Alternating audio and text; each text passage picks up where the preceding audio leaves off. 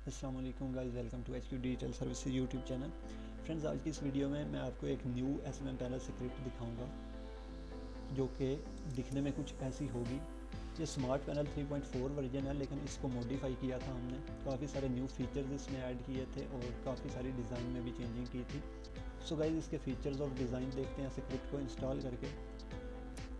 अगर अभी तक आपने हमारे YouTube चैनल को सब्सक्राइब नहीं किया तो जल्दी से चैनल को सब्सक्राइब कर दें और बेल को प्रेस करके ऑल पे कर दें ताकि हमारी हर नई आने वाली वीडियो की नोटिफिकेशन आप तक पहुंचती रहे। सो गाइस, चलते हैं स्क्रिप्ट इंस्टॉल करते हैं। सबसे पहले मैं यहाँ पे आपको दिखा दूँ कि हम clicksmpanel.com पे इंस्टॉल करने वाले हैं। यहाँ पे आप देख सकते हैं अभी तक कोई स्क्रिप्ट इंस्टॉल नहीं है।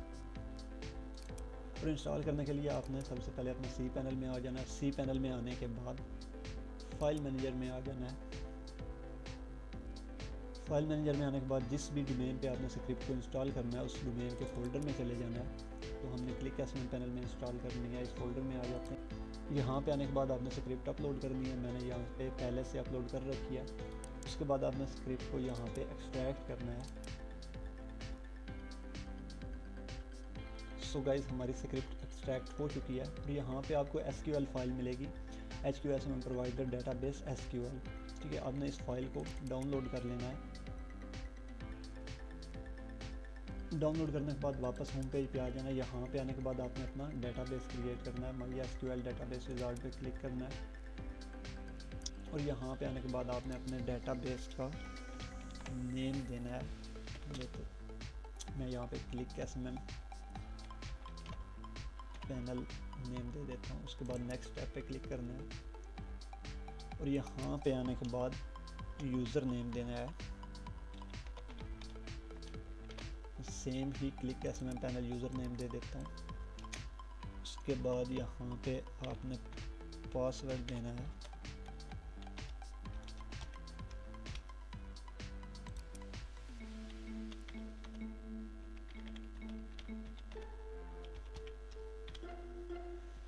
पासवर्ड देने के बाद क्रिएट यूज़र पे क्लिक कर देना है और यहाँ पे ऑल पे चेक करके आपने मेक चेंजेस पे क्लिक कर देना है।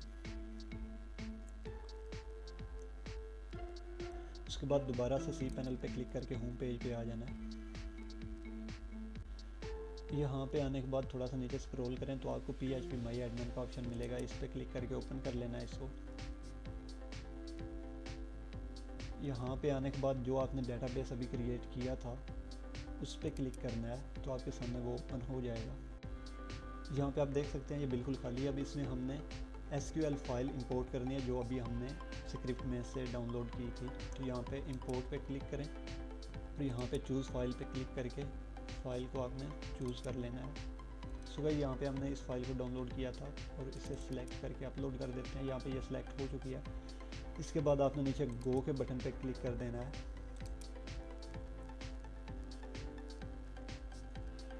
यहाँ पे अपलोडिंग में ये थोड़ा सा टाइम ले सकती है अगर आपका इंटरनेट स्लो है तो। सो गाइस, यहाँ पे हमारी SQL फाइल अपलोड हो चुकी है। अब दोबारा से clicksmm पैनल पे क्लिक करेंगे तो ये रिफ़्रेश होकर देख सकते हैं हमारा डेटाबेस यहाँ पे आ चुका है। इसके बाद हम आ जाते हैं दोबारा से फाइल मैनेजर में। यहाँ पे आने के बाद हम ओपन कर लेते हैं ऐप फोल्डर। यहाँ पे आपको एक फ़ाइल मिलेगी config.php। इस फाइल को आपने एडिट करना है। सो गाइस, एडिट करने के बाद यहाँ पे आपने अपने डेटाबेस की डिटेल डालनी है।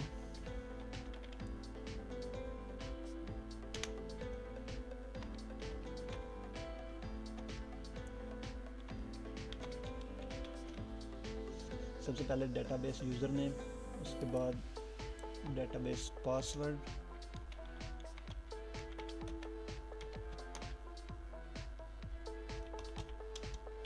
जो भी पासवर्ड आपने डेटाबेस क्रिएट करते वक्त रखा था। उसके बाद डेटाबेस नेम,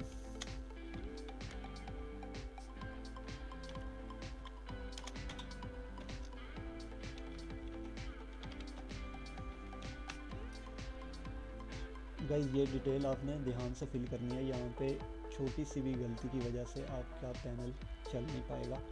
ये डिटेल फिल करने के बाद आपने सेव चेंजेस पे क्लिक कर देना है। सो गाइस, यहाँ पे सेव हो चुका है। अब हम वापस चलते हैं अपने डोमेन पे और देखते हैं कि हमारी स्क्रिप्ट वर्क कर रही है या नहीं। इसको रिफ़्रेश करते हैं।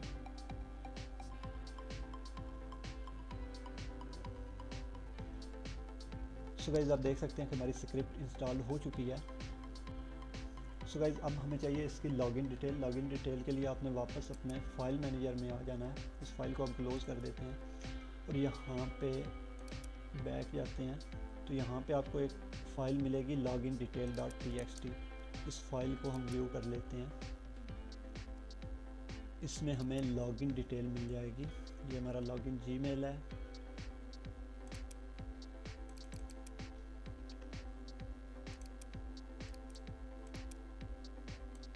उसके बाद ये हमारा लॉगिन पासवर्ड है तो यहाँ लॉगिन पे क्लिक कर देते हैं। सो गाइस हमारी स्क्रिप्ट यहाँ पे लॉगिन हो चुकी है और ये सही तरह से वर्क भी कर रही है। अभी यहाँ पे हम बात कर लेते हैं इसके फीचर्स की और डिज़ाइन की। सबसे पहले तो आप इसका डिज़ाइन देखें तो नॉर्मल स्मार्ट पैनल 3.4 से कहीं ज़्यादा अच्छा खूबसूरत डिज़ाइन है इसका। तो यहाँ पे अगर आप इसका स्लाइड बार मेन्यू देखें तो ये भी बहुत प्यारा है। सो गाइस डिज़ाइन तो आप साथ साथ देखते ही रहेंगे। जो हमने न्यू फीचर्स इसमें ऐड किए हैं वो देख लेते हैं। सबसे पहले आपको इसमें रीफिल मिलेगा जो आपको नॉर्मल स्मार्ट पैनल 3.4 में नहीं मिलेगा।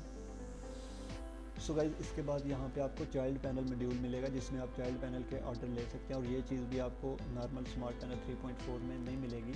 उसके बाद यहाँ पे आप देखें तो एफिलिएट मॉड्यूल भी इसमें है जो कि आपको नॉर्मल स्मार्ट पैनल 3.4 में नहीं मिलेगा।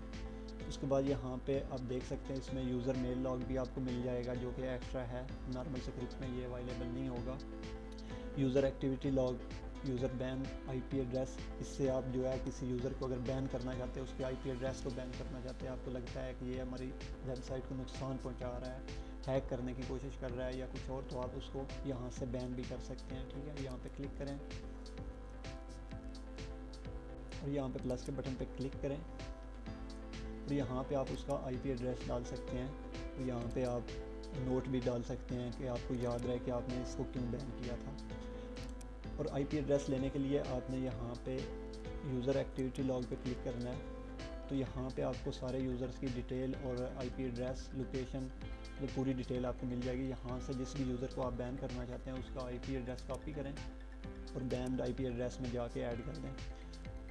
उसके अलावा सेटिंग में जाके देखते हैं और क्या क्या मिलने वाला है। सो गाइस सेटिंग में आके अगर हम देखें तो यहाँ पे आपको एडमिन नोट का ऑप्शन मिल जाएगा जो कि 3 एडमिन नोट आपको मिलेंगे। एक आप यहाँ पे टाइप करेंगे और सेव करेंगे तो आपको एडमिन नोट ऑन डैशबोर्ड पे दिखाई देगा यूज़र्स को। दूसरा नोट न्यू ऑर्डर वाले पेज पे दिखाई देगा और तीसरा नोट आपके ऐड फंड वाले पेज पे आपके यूज़र को दिखाई देगा। उसके अलावा इसमें यहाँ पे एडमिन वीडियोज़ का फीचर ऐड किया गया है जिसमें आप अपने यहाँ से इसको एनेबल करके अपनी वीडियोस, यूट्यूब वीडियोस के लिंक डाल सकते हैं जो आपको एक अलग टैब में दिखाई देंगे। आप इसको एनेबल करके जैसे सेव करेंगे,